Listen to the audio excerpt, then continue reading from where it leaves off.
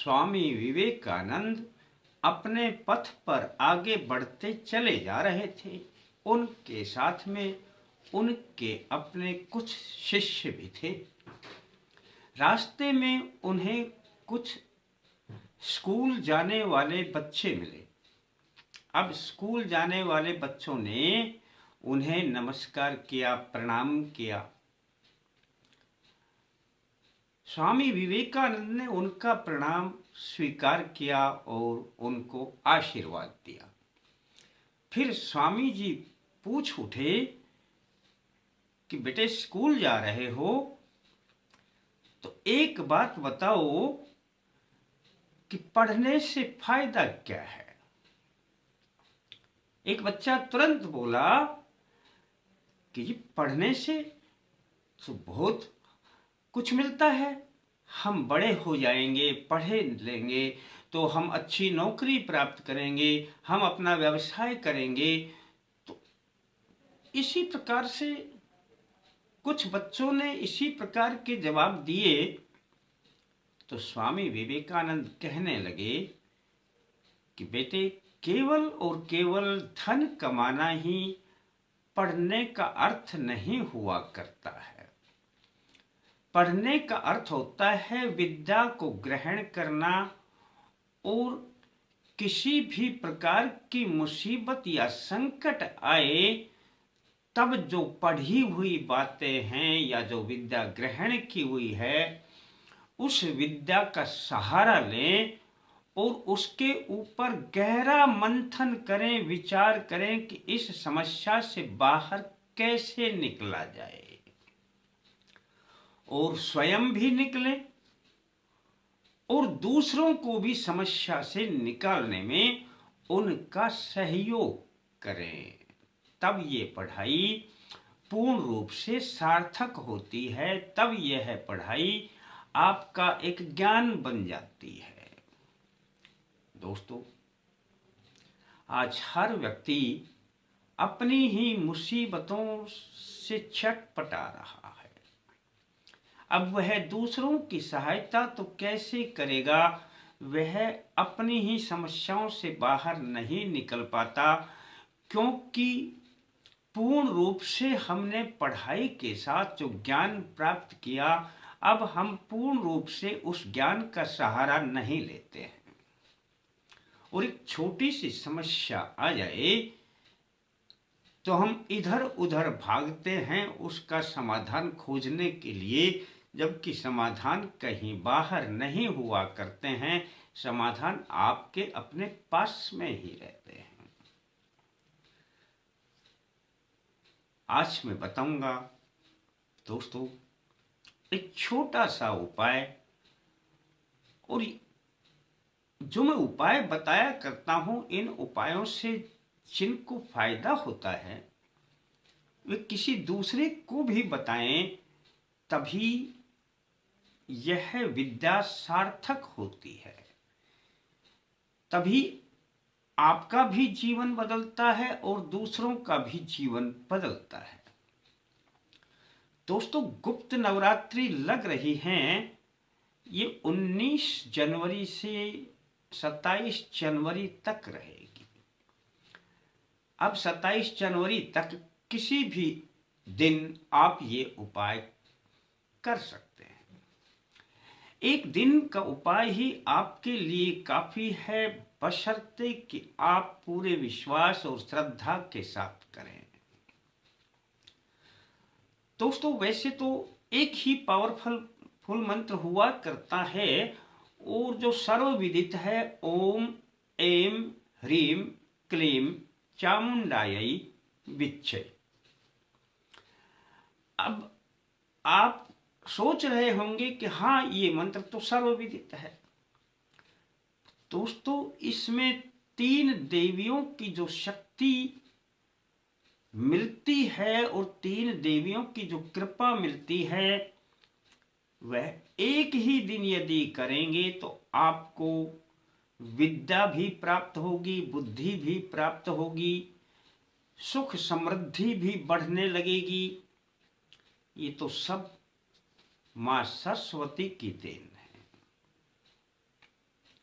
और माँ लक्ष्मी से आपको धन मिलेगा, ऐश आराम ऐश्वर्य मिलेगा।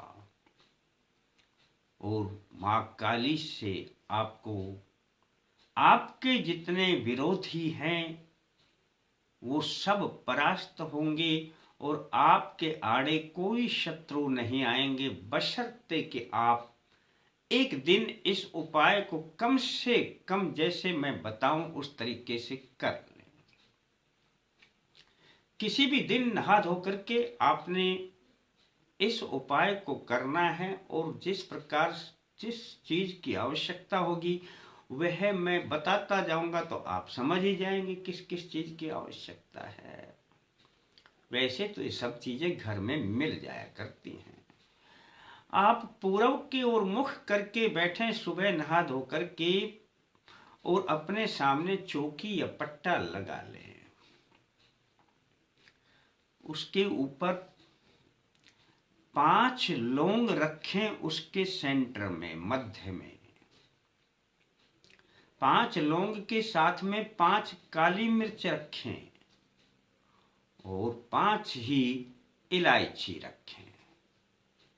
इतना तो समझ ही गए। और ये सबके पास में रहते हैं।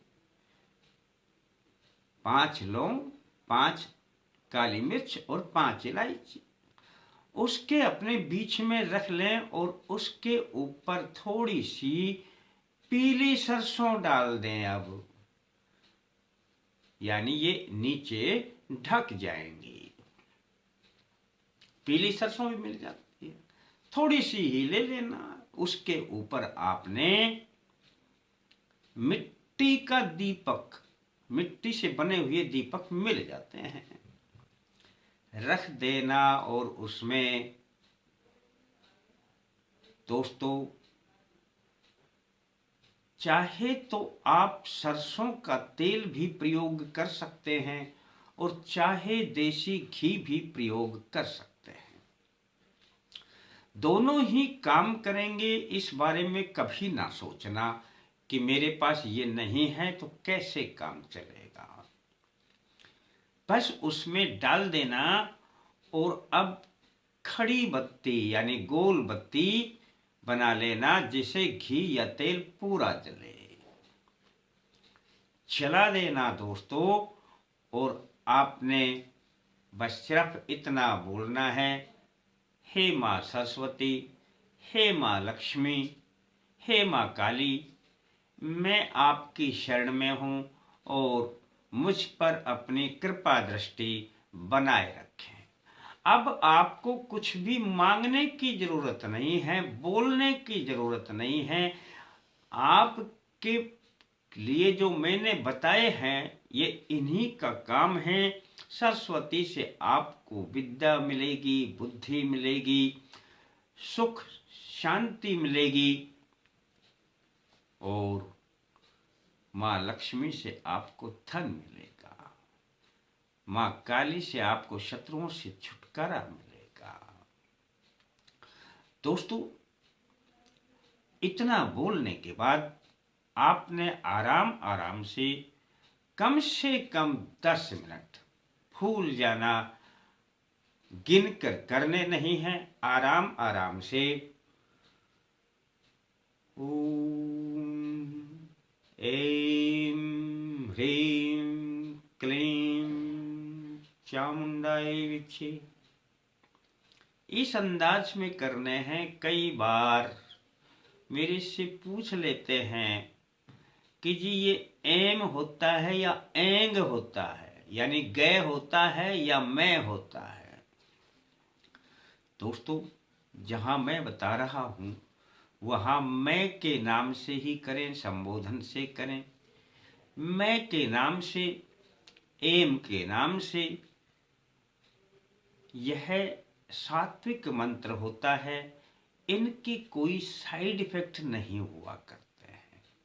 जहां आप गै का प्रयोग करेंगे तो दोस्तों वो तांत्रिक मंत्र है, उसके लिए बहुत सी अलग विधियां हुआ करती हैं, उसे ना करना।